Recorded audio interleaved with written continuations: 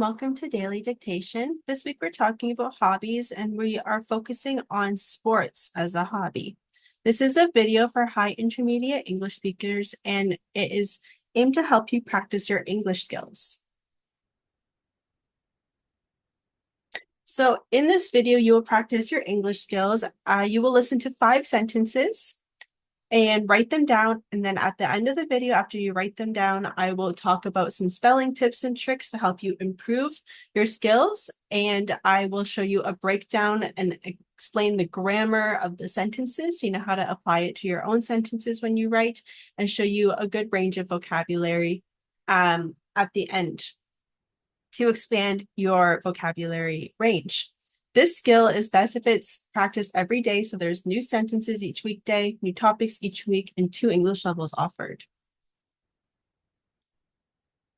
The instructions for this activity: you will need a blank piece of paper and a pencil.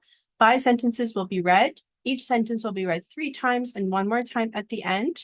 You have to write down each sentence exactly how you hear it, and you will use your listening skills to do that. Try your best to apply the correct spelling, punctuation, and capitalization. So have a look at the screen. You can see numbers 1 to 5. Each number represents a different sentence that will be read. I'm going to start with sentence number 1. Number 1.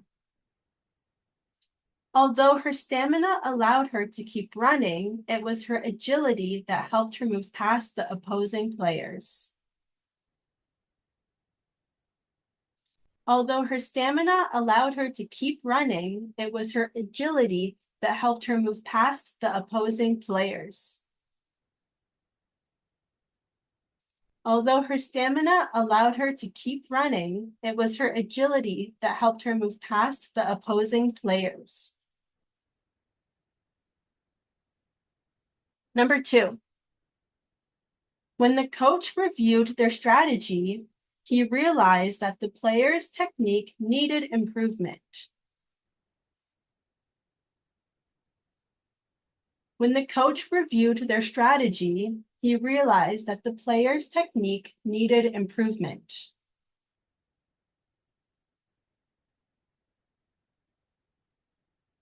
When the coach reviewed their strategy, he realized that the players' technique needed improvement. Number 3. Because he displayed great sportsmanship, the team supported him after he made a fumble during the game.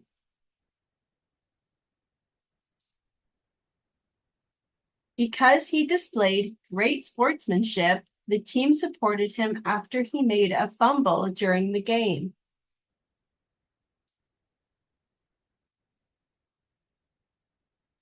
Because he displayed great sportsmanship, the team supported him after he made a fumble during the game.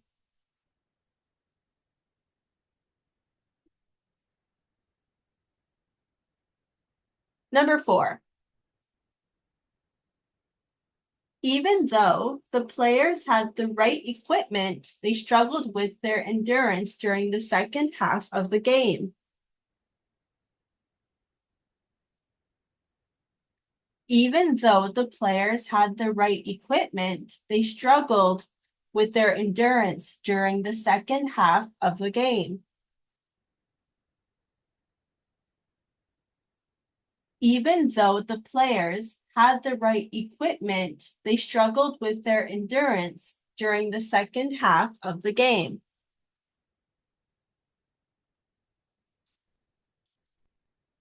Number 5. While his natural athleticism impressed everyone, he understood that perfecting his precision was essential for his success. While his natural athleticism impressed everyone, he understood that perfecting his precision was essential for his success.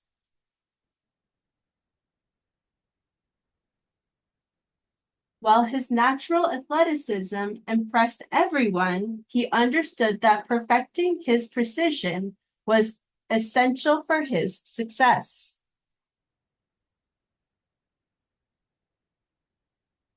Now I will read each sentence one more time, starting with sentence number 1. Although her stamina allowed her to keep running, it was her agility that helped her move past the opposing players. Number 2. When the coach reviewed their strategy, he realized that the players' technique needed improvement. Number 3. Because he displayed great sportsmanship, the team supported him after he made a fumble during the game. Number 4. Even though the players had the right equipment, they struggled with their endurance during the second half of the game. Number 5. While his natural athleticism impressed everyone, he understood that perfecting his precision was essential for his success.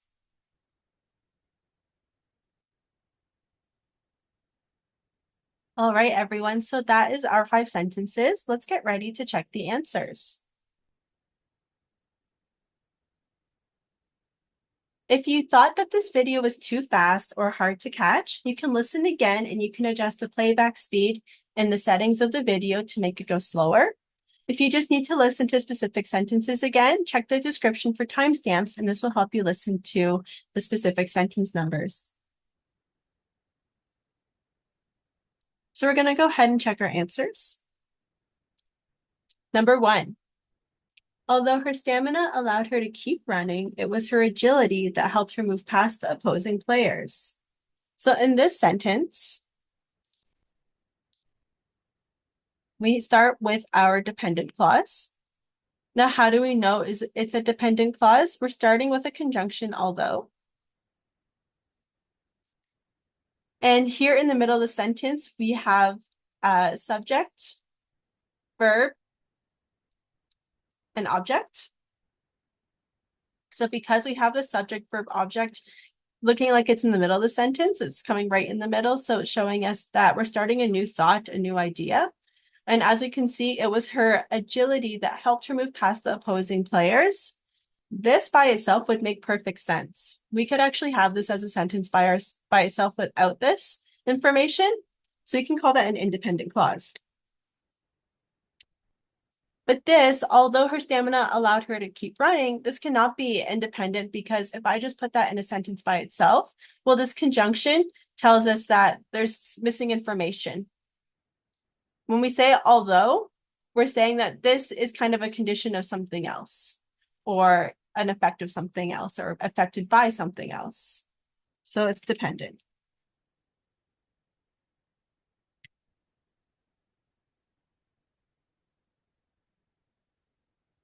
Now, to break it down even more, there are some spelling things that we can remember to improve our spelling. The one thing is though. You want to really say this word as you're spelling it, because if you just memorize it, I've said this before, you might forget. And just put an R there for through, since that is a common word in English, or put a T at the end automatically as thought.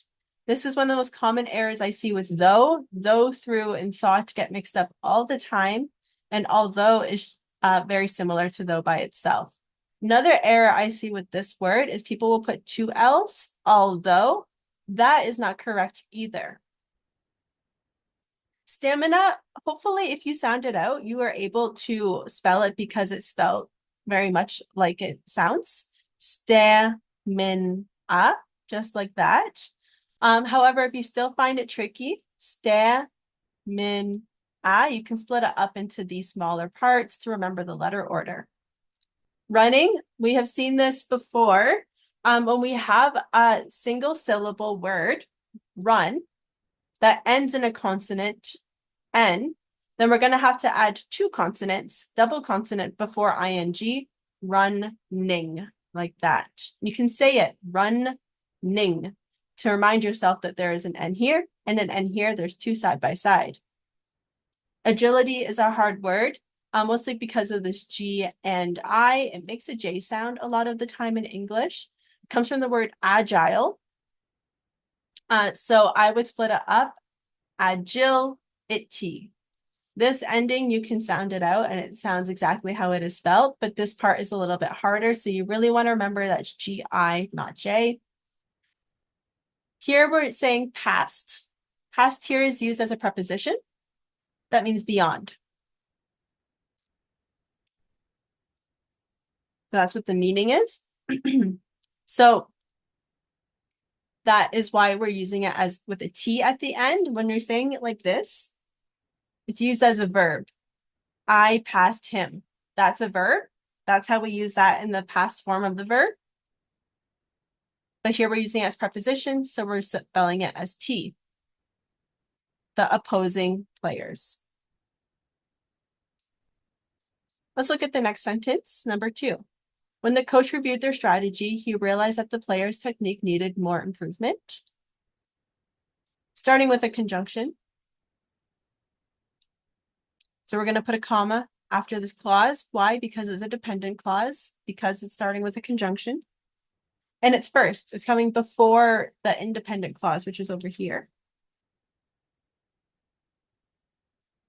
And we know it's an independent clause because we're starting this clause with a subject and then a verb. Now, something tricky about the grammar for this, besides the comma, and another tricky thing is the apostrophe. We don't say players is, we say players. So you would normally want to show possession by adding apostrophe S on the noun. So players is the noun. However, since players, there's many of them, it is a plural. We're actually just going to put one apostrophe S. We don't need to say that again. Now, you could have also put players and you would be correct. The grammar there is perfect. It's not really the message I was trying to convey. However, this sentence by itself, that message is not clear enough. It doesn't really specify that the coach is looking at many people. So if you put that, you could be correct as well. So whether you put it like this or like this, you're correct either way. However, if you put it like this, you're not correct. Technique is a hard word because if you sound it out, it's not going to spell out exactly how it sounds. The CH makes a K sound, so you might have been inclined to put a K there. So the best thing to do for this word is to split it up just like this. And as you split it up, you can say the sounds phonetically. So technique. That helps me remember the spelling, technique. That's not how we say it when we're talking in day-to-day conversation. We say technique. However, if it helps you remember the spelling, technique, that's how you should do it. That is how I do it. And improvement might also be a difficult one.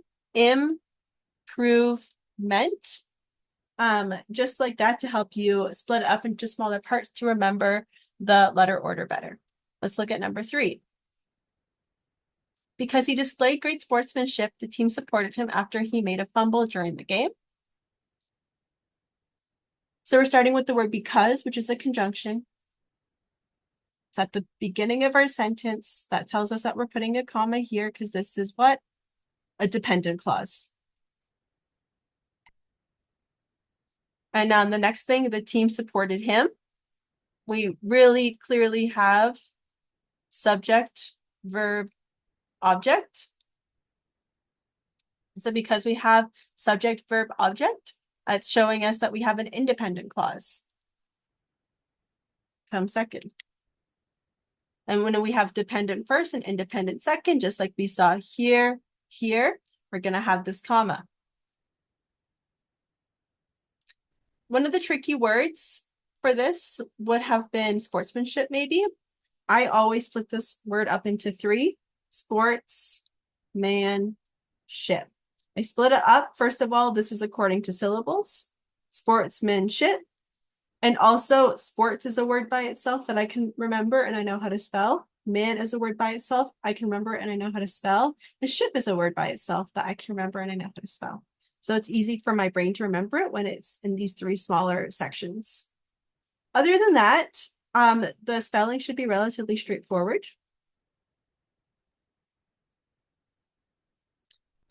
We have he made as our verb and a fumble. So fumble here is used as a noun. Number 4. Even though the players had the right equipment, they struggled with their endurance during the second half of the game. So let's break this one down. Even though we have a conjunction, we have though here, just like we have though here. So again, sound it out as you spell it, reminding yourself that there are silent letters as well, which makes it tricky. However, do not memorize though through thought because you'll always get those mixed up and have the wrong spelling. So we can't hear an R, we can't hear a T. Don't write an R, don't write a T. Had the right equipment. So equipment might be difficult for spelling. Equip meant, I would split it up like that. That would be the best way to split it up. Remembering the QU after the E there. Then we have the subject, verb, and then object of the sentence. So that tells us that this is an independent clause over here.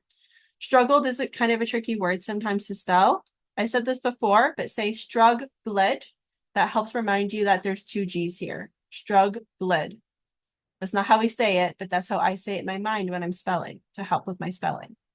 We have the possessive adjective here. So we're making sure that we're following the spelling for this possessive adjective form, not getting mixed up with other forms of there. Endurance might have been a tricky word. Endurance, split it up into these smaller bits like that.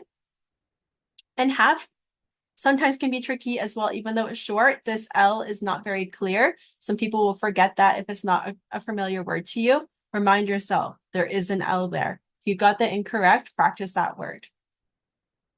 Now, number 5, again, we are starting with a conjunction, while. So that's telling us that we do need a comma because this would be dependent if we're starting with a conjunction over here. And over here, right in the middle, we have subject and verb. And then we have a that clause after. So it's telling us that because we have this, it's independent second, dependent first, independent second, comma right in the middle. For spelling, athleticism is hard. It comes from the word athlete. Split it up into smaller bits, if that helps. Athleticism,